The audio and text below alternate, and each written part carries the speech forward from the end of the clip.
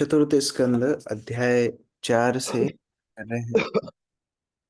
कल हमने देखा किस प्रकार भगवान शिव सती को समझा रहे हैं कि जब कोई व्यक्ति हमसे द्वेष करता है, कोई व्यक्ति हमसे ईर्ष्या करता है और वो हमसे काफी निकट व्यक्ति हो, तो वो ज्यादा दुख देने में समर्थ है, वो ज्यादा हमको कष्ट देगा।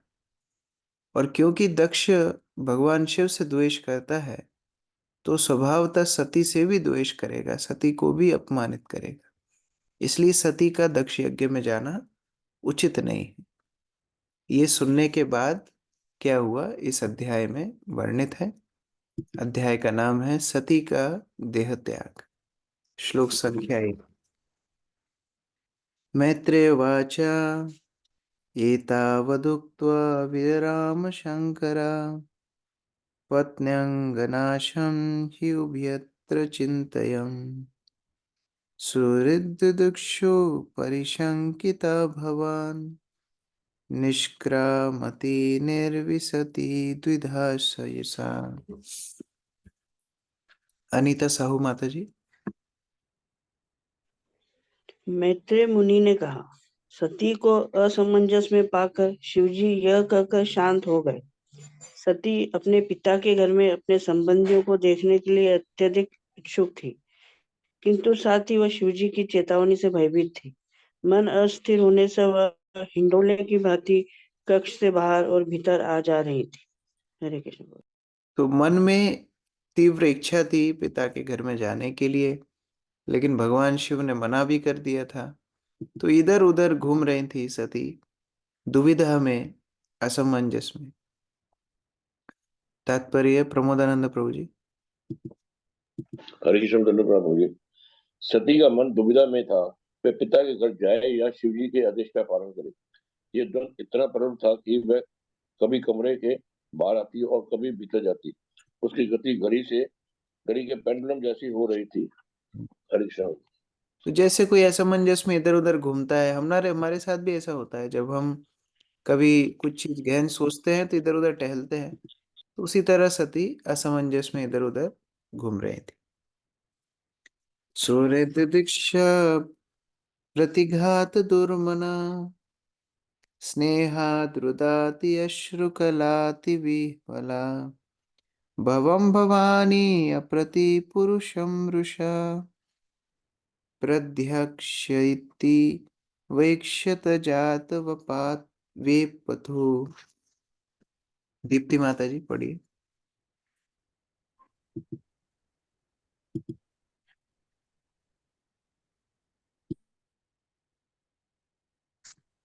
इस तरह अपने पति के घर जाकर अपने संबंधियों को देखने से मना किए जाने पर सती अत्यंत दुखी हुई। उन सबके स्नेह के कारण उसकी आंखों से अश्रु गिरने लगे। थरथराती एवं शन्न व्याकुल होकर उसने अपने अद्वितीय पति भगवान शंकर को इस प्रकार से देखा, मानो वह अपने दृष्टि से उन्हें भस्म करने जा रही हो। ध्यायतो विषयान् पुंसान् संगस्तेषु उपजायते संगात् संजायते काम काम क्रोधो विजायते। जब किसी वस्तु के ऊपर हम बहुत ज्यादा आसक्त हो जाते हैं, उस काम वासना के प्रति हमारा बहुत ज्यादा अनुरक्ति आसक्ति हो जाती है और वो प्राप्त नहीं होती है, तो फिर क्रोध आता है। मना किया तो किया कैसे? तो जैसे मानो भगवान शिव को भस्म करने के लिए तैयार है। यद्यपि भगवान शिव अपनी नेत्रों के दृष्टि से भस्मासुर को भस्म किए, भस्मासुर को आशीर्वाद दिए भस्म होने के लिए, उनको कामदेव को भस्म किए अपनी दृष्टि से, लेकिन आज सती भगवान शिव को इस तरह देख रही है मानो उनको भस्म कर देगी। इसको बोलते हैं मेरी बिल्ली मुझसे में आओ। प्रभुपाद एक कहानी बताते हैं, अगेन बिकम माउस।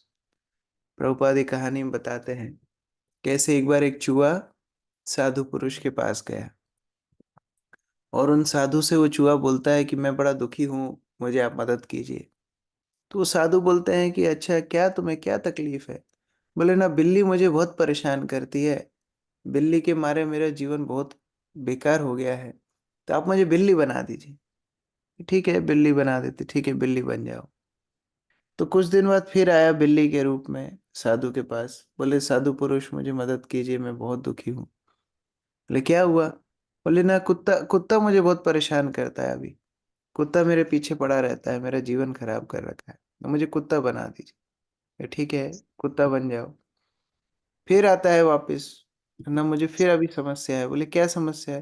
ना बोले अभी शेर मेरे पीछे लगा हुआ है, मुझे शेर बना दीजिए। शेर बना देते हैं। अब शेर बनने के बाद वही साधु को आंख दिखाने लगता है। साधु समझ जाते हैं, क्या तुम मुझे खाना चाहते हो? बोले हाँ, मैं आपको खाऊंगा। तो साधु बोलते हैं पुनर्मुशिका भवा, दोबारा से चूहा बन जाओ।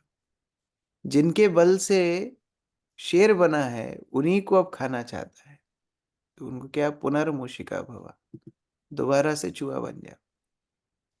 इस प्रकार से सती उनके हितैषी भगवान शिव को, जो उनके हितैषी है, उनके उनके स्वामी हैं, परम वैष्णव है, उन्हीं को क्रोध दिखा रही। तात्पर्य नीतू माता जी। हरे कृष्णा प्रभु जी, दंडवत प्रणाम। तात्पर्य इस श्लोक में प्रयुक्त अप्रतिपुरुषम शब्द का अर्थ है जिसकी बराबरी का कोई अन्य न हो। इस जगत में शिव जी की क्षमता का कोई भी व्यक्ति नहीं है।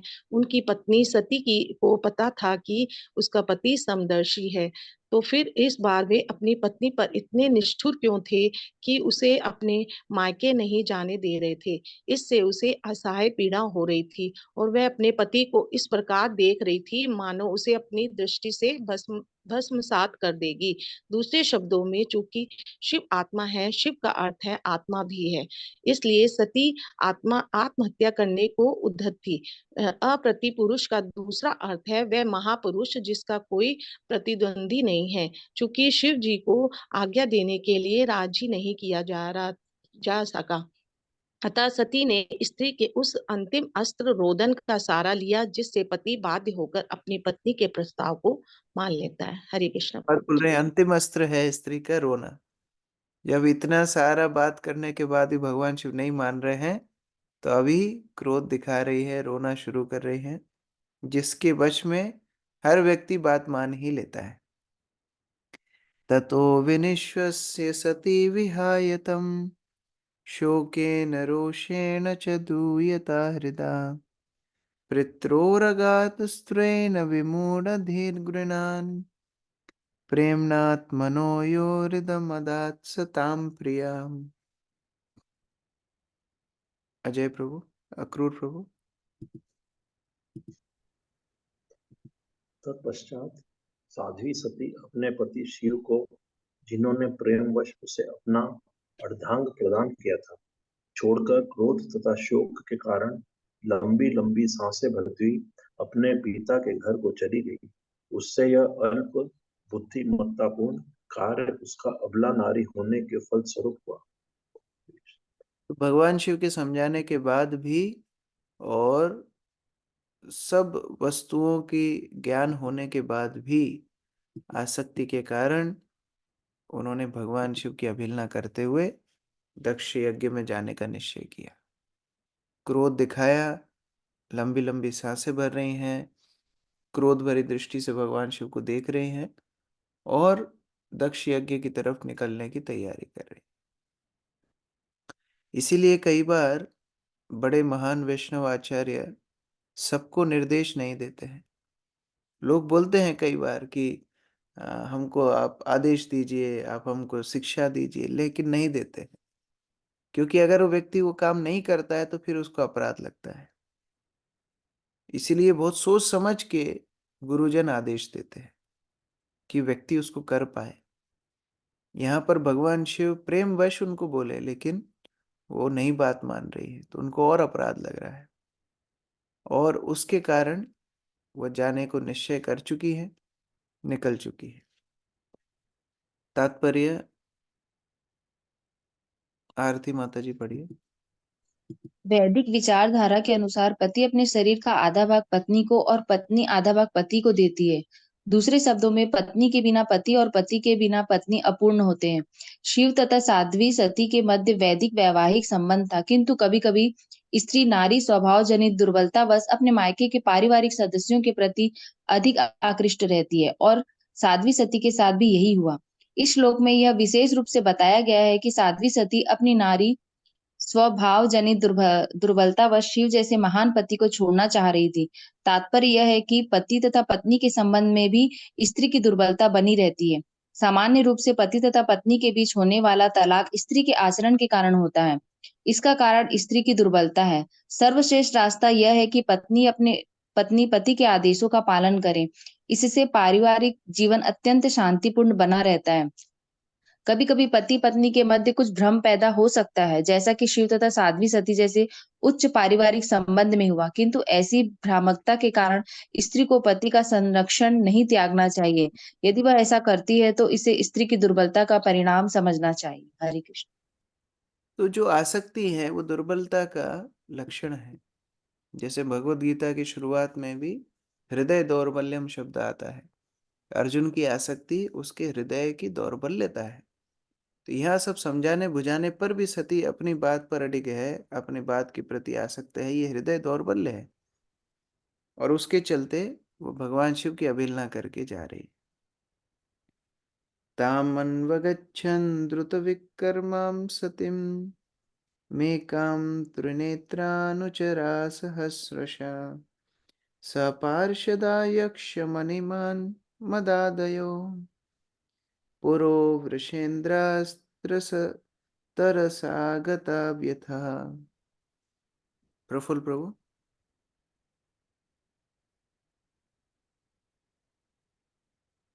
हरे कृष्णा प्रभु जी, धन्यवाद प्रणाम। साध्वी सती बड़ी जब उन्होंने साध्वी सती को तेजी से अकेले जाते देखा तो शिव ने हजारों अंचर जिनमें मणिमार तथा मत प्रमुख थे, नंदी बैल को आगे करके तथा यशो को साथ लेकर जल्दी से साध्वी सती के पीछे पीछे हो लिए। तो अभी सती अकेली जा रही हैं, क्रोध में जा रही हैं। ऐसी स्थिति में जहां उनको निमंत्रण नहीं है, जहां उनको द्वेष किया जा रहा है, जहां उनको ईर्ष्या करी जा रही है, ऐसे स्थान पे अकेला जाना सती के लिए ठीक नहीं है। तो यहाँ पीछे पीछे भगवान शिव के अनुयायी सती के पीछे जाते हैं। हजारों अनुचर भगवान शिव के नंदी बैल समेत उनके साथ में जाते हैं, जिससे कोई समस्या होगी तो ये सती का साथ दे पाएंगे। तात्पर्य भूपेंद्र प्रभु।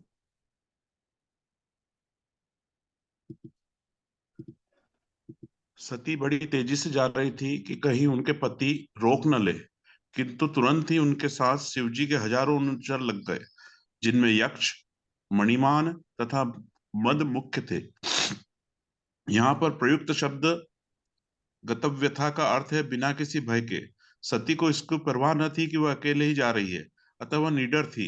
अनुचरा शब्द भी महत्वपूर्ण है, क्योंकि इससे सूचित होता है कि शिवजी के अनुत्तर शिवजी के लिए सब कुछ बलिदान करने के लिए उद्यत रहते थे। ये सभी शिवजी की इच्छा को जान गए थे कि वे सती को अकेले नहीं जाने देना चाहते थे। अनुचराह का अर्थ है कि जो अपने स्वामी के प्रयोजन को तुरंत समझ ले। हरे कृष्ण। तो भगवान शिव के प्रत्यक्ष रूप से बोलने बिना ही ये अनुचर चलने लगे, क्योंकि उनको पता है कि भगवान शिव नहीं चाहते सती वहां जाए, फिर भी जा रही है, अकेली जा रही है, वहां पर खतरा है। तो भगवान शिव की इच्छा समझ करके अनुचर पीछे चलने लगे। ये सेवक का काम है। 3 तरह के सेवक होते हैं। सबसे पहला स्तर है जो स्वामी के भाव, स्वामी की इच्छा समझ के कार्य करने लगे। दूसरा है कम से कम भाव ना समझ पाए तो कम से कम जितना बोला है उतना तो करे। और तीसरा है उसको जो बोलोगे उतना भी नहीं करेगा, वो तो एकदम थर्ड क्लास। तो यहाँ पर उत्तम कोटि के अनुचर हैं, भगवान शिव की बात समझ करके पीछे पीछे सती के साथ में जा रहे हैं। तम सारिका कंडुक दर्पणाम्बुजा श्वेतातपत्र व्यजना सरगादिभिः गीतायनैर्दुन्दुभि शंख वेणुभिः वृश्रेन्द्रमारोप्य विटंकिता ययौ। ब्रजेश प्रभु। शिव के अनुचरों ने साध्वी सती को बेल पर चढ़ा लिया और उन्हें उनकी पालतू चिड़िया मीना दे दी। उन्होंने कमल का फूल, एक दर्पण तथा उनके आमोद प्रमोद की सारी सामग्री ले ली और उनके ऊपर एक विशाल छत्र तान दिया।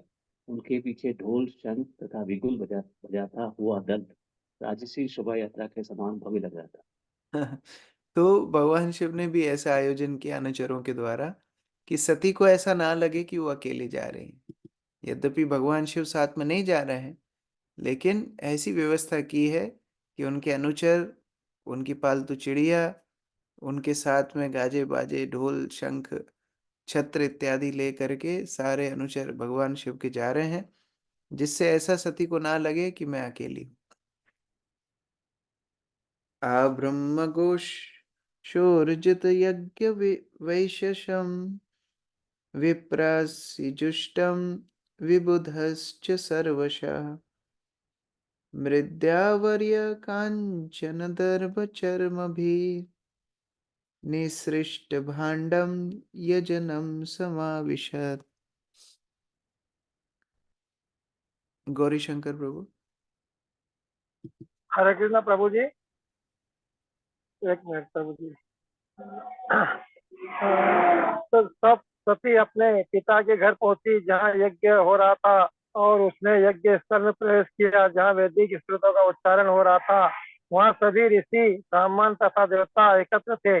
वहां पर अनेक बलि पशु थे और साथ ही मिट्टी, पत्थर, सोने, कुश तथा चर्म से बने पात्र थे। इनकी यज्ञ में आवश्यकता पड़ती है। तो पूरी यज्ञ की तैयारी हुई थी, एकदम यज्ञ शुरू होने वाला है, सब कुछ तैयार है। वहां पर यज्ञ चल ही रहा था, पिता के घर सती पहुंच जाती है। तात्पर्य सुजाता माता जी। दंडवत प्रणाम। तात्पर्य: जब विद्वान साधु तथा ब्राह्मण वैदिक मंत्रों के उच्चारण हेतु एकत्र होते हैं तो उनमें से कुछ शास्त्रार्थ में भी लगे रहते हैं। इस प्रकार कुछ साधु तथा ब्राह्मण शास्त्रार्थ कर रहे थे और कुछ मंत्रोच्चारण कर रहे थे। इस प्रकार सारा वातावरण दिव्य ध्वनियों से व्याप्त था। इस दिव्य ध्वनि को हरे कृष्ण कृष्ण कृष्ण हरे हरे, हरे राम राम राम हरे हरे मंत्र में सरल रूप दे दिया गया है।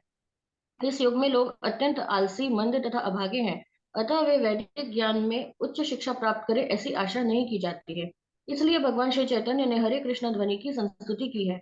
श्रीमद् भागवतम 11.5.32 में भी संस्तुति की गई है। यज्ञ ही संकीर्तन प्रायैर यजंती ही सुमेधसः। इस समय यज्ञ की आवश्यक वस्तुओं को एकत्र कर पाना असंभव है क्योंकि लोग निर्धन हैं और उन्हें वैदिक मंत्रों का ज्ञान नहीं है। अतः इस युग में यह सलाह दी जाती है कि लोग एकत्र होकर अपने पार्षदों के साथ रहने वाले पूर्ण पुरुषोत्तम को प्रसन्न करने हेतु हरे कृष्ण मंत्र का कीर्तन करें। अप्रत्यक्ष रूप से यह भगवान श्री चैतन्य का निर्देश करता है, जो नित्यानंद, अद्वैत आदि अपने पार्षदों के साथ रहते हैं। इस युग में यज्ञ संपन्न करने की यही विधि है। इस श्लोक की अन्य महत्वपूर्ण बात यह है कि उस समय बलि हेतु पशु होते थे, किंतु बलि के पशु का यह अर्थ नहीं है कि वे वध किए जाने हेतु होते थे। बड़े बड़े ऋषि तथा ज्ञानी पुरुष यज्ञ किया करते थे और उनकी सफलता अनुभूति का परीक्षण पशु बलि द्वारा किया जाता था, जिस प्रकार की आधुनिक विज्ञान में किसी विशेष औषधि के प्रभाव की परीक्षा पशुओं पर की जाती है। वे ब्राह्मण जिन पर यज्ञ का भार रहता था अत्यंत सिद्ध पुरुष होते थे और वे अपनी सिद्धि की परीक्षा करने हेतु बूढ़े पशु की बलि अग्नि में देते थे और उसे पुनः जीवन प्रदान करते थे। वैदिक मंत्र की यही परीक्षा थी। वहां पर एकत्र पशु मार कर खाने हेतु नहीं होते थे। यज्ञ का वास्तविक प्रयोजन पशुवध केंद्रों का स्थान ग्रहण करना नहीं, अपितु पशु को नवजीवन प्रदान करके वैदिक मंत्र की परीक्षा करना था। पशु वैदिक मंत्रों की शक्ति के परीक्षण के लिए प्रयुक्त होते थे, मांस के लिए नहीं। हरे कृष्ण। इस प्रकार से यहाँ पर ब्राह्मण स्वस्तिवाचन इत्यादि मंत्रों का पाठ, पुरुषोक्त इत्यादि पाठ कर रहे थे। वहां पर सारी तैयारी जमी हुई थी। सती का प्रवेश होता है। तामागतां तत्र न कश्चनाद्रियत् विमानितां यज्ञकृतो भयज्जना ऋते स्वश्रीर्वै जननीं च सादरा प्रेमाश्रुकंठ्या परिशाश्वजोर्मुदा। तो बड़ी अपेक्षा से सती गई थी, भगवान शिव को छोड़ के गई थी, पिता के लोभ में, अपने स्वजनों के लोभ में। वहां जाकर के वो उनका प्रेम, उनका स्नेह अपेक्षा कर रही थी, लेकिन क्या हुआ वो आगे बताया जा रहा है। नमिता माता जी, अनुवाद। जब साध्वी सती ने अपने अनुचरों सहित यज्ञ स्थल में पहुंची तो किसी ने उनका स्वागत नहीं किया, क्योंकि वहां पर एकत्रित सभी लोग राजा दक्ष से भयभीत थे। उनकी माता तथा बहनों ने अश्रुपूर्ति नेत्रों तथा प्रसन्न मुखों से उसका स्वागत किया और उससे बड़े ही प्रेम से बातें की। तो पूरे यज्ञ स्थल में इतने सारे लोग आए थे, किसी ने भी सती का स्वागत ही नहीं किया। सब दक्ष से डरते थे कि इनके साथ बात करेंगे दक्ष नाराज हो जाएगा। कोई ने उनका स्वागत नहीं किया। केवल उनकी माता और बहनें, वो थोड़ा प्रेम को रोक ना पाई, उन्होंने उनका स्वागत किया, लेकिन बाकी किसी ने भी उनको देखा तक नहीं। तात्पर्य यामिनी माता जी। हरे कृष्ण प्रभु जी। तात्पर्य, सती की माता तथा बहनों ने अन्यों का अनुसरण नहीं किया। सहज प्रेम के कारण वे तुरंत अश्रुत पूरित नेत्रों से गले लग गए। इससे प्रकट होता है कि स्त्रियां कितनी कोमल हृदय होती हैं। उनके सहज स्नेह को कृत्रिम साधनों से नहीं रोका जा सकता। यद्यपि वहां पर एकत्र पुरुष अत्यंत विद्वान ब्राह्मण तथा देवता थे, किंतु वे अपने से श्रेष्ठ दक्ष से भयभीत थे और वे जानते थे कि यदि वे सती का स्वागत करेंगे तो दक्ष रुष्ट होगा। अतः मन में चाहते हुए भी वे वैसा नहीं कर पाए। स्त्रियां स्वभाव से कोमल हृदय होती है, किंतु पुरुष कभी कभी अत्यंत कठोर हृदय होते हैं। भगवान ने ऐसी संरचना ही ऐसे की है। पुरुष स्वभाव से थोड़ा दिमाग से चलते हैं, लेकिन माताएं हृदय से चलती। तो उस तरह उन्होंने अपने आप को नहीं रोका, लेकिन बाकी किसी ने भी, दक्ष समेत किसी ने भी सती को स्वागत नहीं किया। सौंदर्य संप्रेष्ण समर्थ वार्तया मात्रा च मात्रेश्वरिष्टभीर च सादरम दत्तां सपर्यां वरमासनं च सा नादत्त पित्रा प्रतिनंदिता सती। रेखा माता जी। हरे कृष्ण। यद्यपि उनकी बहनों तथा माता ने उनका स्वागत सत्कार किया, किंतु उन्होंने उनके स्वागत वचनों का कोई उत्तर नहीं दिया। यद्यपि उन्हें आसन तथा उपहार दिए गए, किंतु उन्होंने कुछ भी स्वीकार नहीं किया, क्योंकि उनके पिता ना तो उनसे बोले और ना उनका कुशल क्षेम पूछकर उनका सत्कार किया। हरे कृष्ण। लेकिन अब सती को तो समझ में आ ही रहा था कि इस प्रकार से मैं यहाँ पर, I am not welcomed here, यहाँ पर मुझे कोई चाहता नहीं है। वो एक समझ हर व्यक्ति के अंदर होती है। आप किसी स्थान पे जाएं, कोई आपको स्वागत ना करे, कोई देखे ना, आपसे आंखें चुराए, आप समझ जाते हैं कि यहाँ पर कोई मुझे चाहता नहीं। तो यद्यपि बहनों ने, माता ने स्वागत किया, लेकिन सती समझ गई और सती कुछ भी नहीं बोल रही है, कोई भी उत्तर नहीं दे रही है। उन्हें बैठने के लिए जगह दी गई, वो बैठी नहीं, और पिता के ना बोलने से उनको बहुत ज्यादा आघात हुआ। कोई कुछ भी बोले, लेकिन बेटी को तो पिता का प्रेम चाहिए ही। लेकिन जब वो नहीं मिला, सती बहुत ज्यादा रुष्ट हो गई, बहुत ज्यादा दुखी हो गई। रुक्मणी चंद्रिका माता जी पढ़िए। सती ने अपनी बहनों और माता द्वारा दी गई भेंटें स्वीकार नहीं की, क्योंकि वह अपने पिता की चुप्पी से तनिक भी संतुष्ट न थी। सती दक्ष की सबसे छोटी कन्या थी और उसे पता था कि वह उसकी अत्यधिक चहेती पुत्री थी, किंतु अब शिव जी की संगति होने से पिता ने अपनी पुत्री के सारे प्यार को बुला दिया था, जिसे उसे अत्यधिक ठेस पहुंची। भौतिक देहात्म बुद्धि इतनी दूषित होती है कि थोड़े से उकसावे से भी हमारे प्रेम और स्नेह के सारे बंधन टूट जाते हैं। शारीरिक संबंध इतने क्षणिक हैं कि भले ही कोई किसी को कितना भी स्नेह क्यों ना करता रहा हो, थोड़ी सी नाराजगी में सारी घनिष्ठता छिन्न हो जाती है। तो थोड़ा सा भी गलती अगर कोई भी संबंधों में होती है, व्यक्ति सारा प्रेम, सारा स्नेह, सारा संबंध भूल जाता है। यहाँ पर सती सबसे ज्यादा प्रिय थी दक्ष की, लेकिन दक्ष आज उनकी तरफ देख भी नहीं रहा है, उनको पूर्ण रूप से उपेक्षा कर रहा है। श्लोक संख्या 9। आरूढ़ भागम तमम अवेक्ष्य चाध्वरम पित्रा च देवे कृतहेलनं विभो अनादृता यज्ञ सदसि अधीश्वरे चुकोपलोकानिवदिक्ष्यति रुषा। आशा माता जी पढ़ी। यज्ञ स्थल में जाकर सती ने देखा कि उनके पति शिव जी का कोई यज्ञ भाग नहीं रखे गए हैं। तब उन्हें यह आभास हुआ कि उनके पिता ने शिव को आमंत्रित नहीं किया। उल्टे जब दक्ष ने शिव की पूज्य पत्नी को देखा तो उसने उसका भी आदर नहीं किया। अतः इससे वे अत्यंत क्रुद्ध हुई, यहाँ तक कि वह और अपने पिता को इस प्रकार देखने लगी मानो उसे अपने नेत्रों में से भस्म कर देगी। देखो, पहले भगवान शिव के ऊपर क्रोधित हो रही थी, उनको भस्म करने जैसी निगाहों से, नजरों से देख रही थी, और अभी यहाँ दक्ष से प्रेम नहीं मिला तो इनको देख रही। तो स्वभावतः जब आसक्ति होती है, जब आसक्ति पूर्ण नहीं होती, क्रोध आता है। सामने कोई भी हो, पिता हो, पति हो, कोई भी प्रियजन हो, स्वजन हो, गुरु हो, ये स्वभाव ऐसा है आसक्ति का। सती ने देखा भगवान शिव का अनादर हो रहा है और मेरे पिता के घर में हो रहा है। और कहीं होता था तो ठीक है, भगवान शिव तो खुद ही सब वस्तुओं का समाधान कर सकते हैं, लेकिन मेरे पिता के घर में मेरे पति का कोई सम्मान नहीं और मेरा भी सम्मान नहीं। बड़ा क्रोध आया।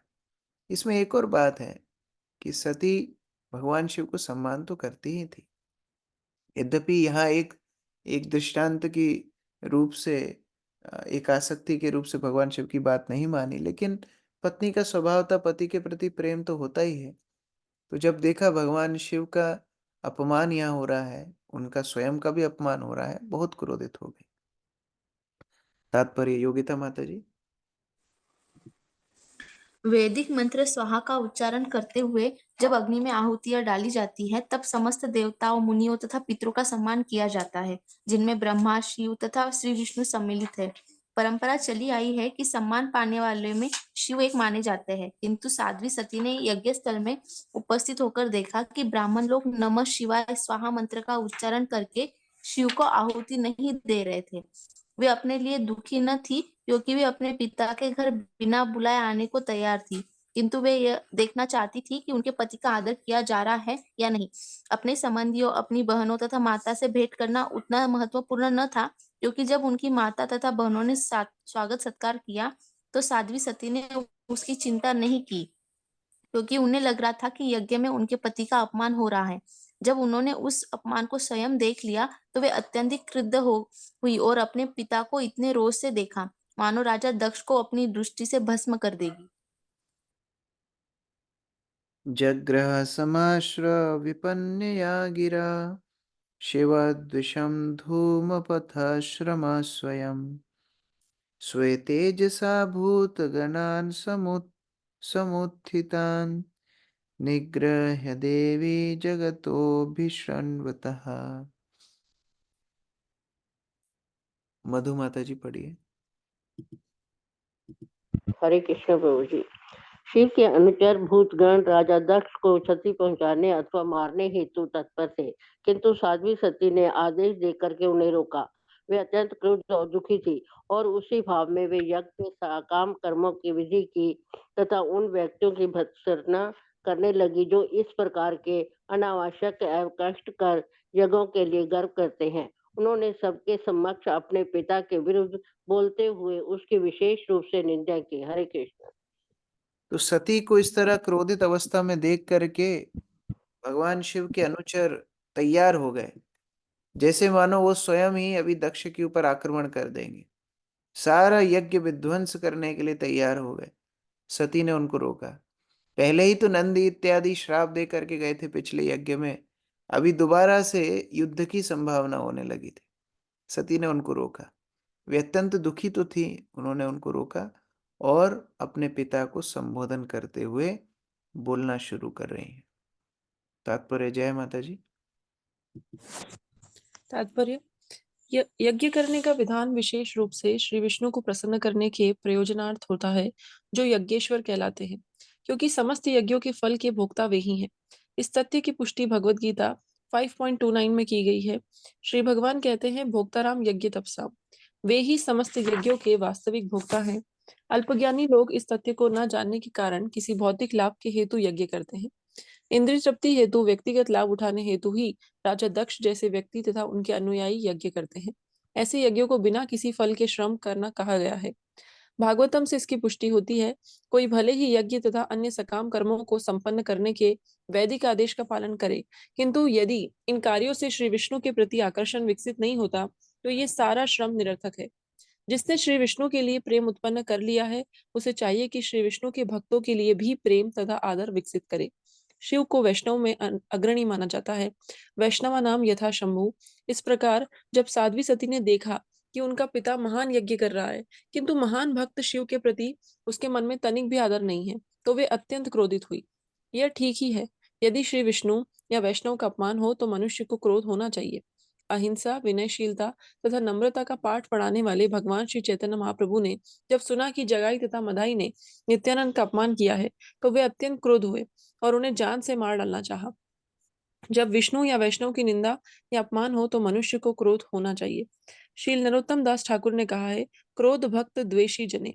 हम में क्रोध रहता है और यह क्रोध महान गुण बन सकता है यदि उसका उपयोग उस व्यक्ति पर किया जाए जो पूर्ण पुरुषोत्तम भगवान या उनके भक्तों का द्वेषी है।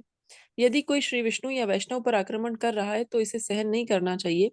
साध्वी सती द्वारा अपने पिता पर प्रदर्शित क्रोध आपत्तिजनक नहीं था, क्योंकि यद्यपि वह उनका पिता था, किंतु वह सर्वश्रेष्ठ वैष्णव का अपमान कर रहा था। अतः साध्वी सती का अपने पिता पर किया गया क्रोध श्लाघनीय था। देखिए, दोनों परिस्थिति में सती क्रोध कर रही है। व्यक्ति एक ही है, सती है, क्रिया भी एक ही है, क्रोध, लेकिन एक सम्मानजनक परिस्थिति है, एक अपमानजनक स्थिति है, एक निंदनीय है, एक कीर्तिमय है। जब सती अपनी आसक्ति के लिए क्रोध कर रही हैं भगवान शिव के ऊपर, वो निंदनीय स्थिति है। और यहाँ सती परम वैष्णव भगवान शिव का अपमान देख करके क्रोध कर रही है, वह सटीक रूप से अपने क्रोध को इस्तेमाल कर रही है। तो क्रोध बुरा नहीं है, लेकिन क्रोध कहाँ इस्तेमाल होना है वह निश्चित करना जरूरी है। तो यहाँ द्वेषी है भगवान शिव का दक्ष, और केवल सती की उपेक्षा करता तो भी सती सहन कर लेती, क्योंकि वो तो बिना बुलाए आई थी घर पे। लेकिन जब उसने देखा कि भगवान शिव को आहुति तक नहीं दी जा रही है, बहुत क्रोधित हो गई और इस वैष्णव अपमान को सहन न कर पाई। उस क्रोध के वश में, उस अपमानजनक स्थिति में देवी सती बोलना प्रारंभ करती है। तो कल हम लोग माता सती के वचनों को पढ़ेंगे, कैसे एक भक्त के हृदय को दुख पहुंचता है अपने स्वामी के अपमान को देखते हुए। श्लोक संख्या 11 से आगे पाठ करेंगे। हरे कृष्ण। ग्रंथराज श्रीमद् भागवतम की जय। श्रील प्रभुपाद की जय।